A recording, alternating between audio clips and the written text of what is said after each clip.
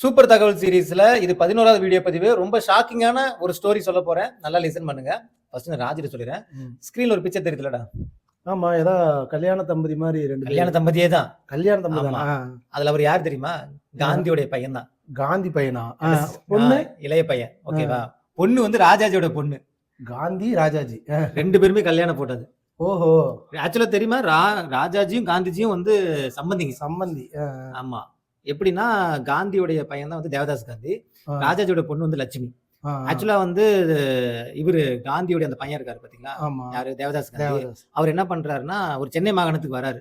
வந்துட்டு இந்தி பிரச்சார சபைன்னு வந்து ஒரு இதுல பண்றாங்க. அது கலந்துக்கிறதுக்காக வராரு. வந்துட்டு எங்க தங்குறாருன்னா ராஜாஜியோடைய அந்த ஆசிரமம், காந்தி ஆசிரமம் இருக்கு நம்ம திருச்செங்கோடு. அங்க வந்து ஸ்டே பண்றாரு. ஓகேவா? தேவதாஸ் காந்தி. அங்கதான் வந்து ராஜாஜியோட பொண்ணு இருக்கு லட்சுமி. இவங்க ரெண்டு பேத்துக்குள்ள லவ் மலர்ந்துருது. அப்புறம் என்ன பண்ணா ரெண்டு பேரும் போய் வீட்டுல சொல்றாங்க, இந்த மாதிரி நாங்க ரெண்டு பேரும் லவ் பண்றோம். ரெண்டு பேருக்கு தூக்கி வாரி போட்டுருச்சு. ஆனா பாவிகளா, நாட்டு சுதந்திரத்துக்காக போராட்டி இருக்கு, நீங்க என்ன பண்றீங்க? லவ் பண்றீங்க. இவங்க ஒரு போராட்டம். ஆமா, இவங்க ஒரு போராட்டம் பெரிய அக்க போராட்டமே இருக்கு. ஏன்னா ரெண்டு பேரும் வேற வேற காஸ்ட் வேற. இப்ப நம்ம கல்யாணத்துக்கு ஒத்துக்கல அப்படின்னா தேச தலைவர் இவங்க ஜாதி ஒழிக்கிறாங்க, ஆனா இவங்க வீட்டுல பிரச்சனை வந்துச்சுன்னா ஒத்துக்க மாட்டாங்கன்னு நினைப்பாங்கன்னு யோசிக்கிறாங்க. ஆனா பொண்ணுக்கு வந்து 15 வயசு, பையனுக்கு 28 வயசு. 15 தானா? ஆமா, கிட்டத்தட்ட வந்து பார்த்தா 13 வயசு டிஃபரெண்ட். இது என்ன பண்றதுன்னு தெரியல. அப்புறம் காந்தி யோசிக்கிறாரு, சரி ஓகே நான் என்ன பண்றேன்னா ஒரு கண்டிஷன் போடுறேன். ரெண்டு பேருமே 5 வருஷம் வந்து மீட் பண்ணி கூடாது. ஒரு லெட்டர் கூட போட்டு கூடாது. அப்படி இருந்தீங்க அப்படின்னா அதுக்கப்புறம் உங்க லவ் மலர்ந்துச்சு அப்படின்னா கல்யாணம் பண்ணி வச்சிருந்தாங்க. 5 வருஷம் இருந்துட்டாங்க. 5 வருஷம் இருந்துட்டாங்க. ரெண்டு பேருக்குமே கல்யாணமும் பண்ணி வச்சுட்டாங்க. ஓகேவா? இது ஒரு இன்ஃபர்மேஷன்.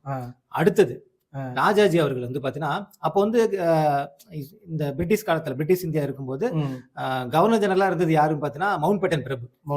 அவர் என்ன பண்றாருன்னா இங்கிலாந்து இளவரசியோடைய கல்யாணத்துக்காக அங்க பிரிட்டனுக்கு போயிடுறாரு. ஓகேவா? இப்ப இந்த விடுப்பு காலத்துல போயிடுறாரு. அப்ப இங்க பொறுப்பு ஆளுநரா யார போடுறாங்கன்னா ராஜாஜியை போடுறாங்க. சோ ராஜாஜி வந்து பாத்தீங்கன்னா அந்த மாளிகையில, அந்த கவர்னர் ஜெனரல் மாளிகையில இருக்கும்போது ரொம்ப எளிமையா இருக்கிறாரு. நல்லா பயங்கரமா வந்து கரெக்டா வந்து நாட்டை வந்து இது பாத்துருக்காரு. அது வந்து அவருக்கு பிடிச்சு போச்சு. பிடிச்சு போனதை என்ன பண்றாருன்னா அதுக்கப்புறம் கவர்னர் ஜெனரல் இந்திய சுதந்திரம் ஆனதுக்கு அப்புறம் கவர்னர் ஜெனரலா வந்து பாத்தீங்கன்னா யார ராஜாஜி தான் போடுறாங்க. ஆக்சுவலா இந்திய சுதந்திரம் வாங்கினதுக்கு அப்புறம் கவர்னர் ஜெனரலா இருந்தது யாருன்னா முதலையும் அவரு தான், கடைசியும் அவரு தான். யாரு? ராஜாஜி. இந்திய கவர்னர் ஜெனரலா இருந்தது யாருன்னா ராஜாஜி தான். அப்புறம் வந்து இந்திய குடியரசு தினம் வாங்குறது எப்பன்னா ஜூன் 21 1948 இருந்து இந்திய குடியரசு தினம் இருக்கு பத்தியா, அது வரைக்கும் அவர் தான் இருந்தார்.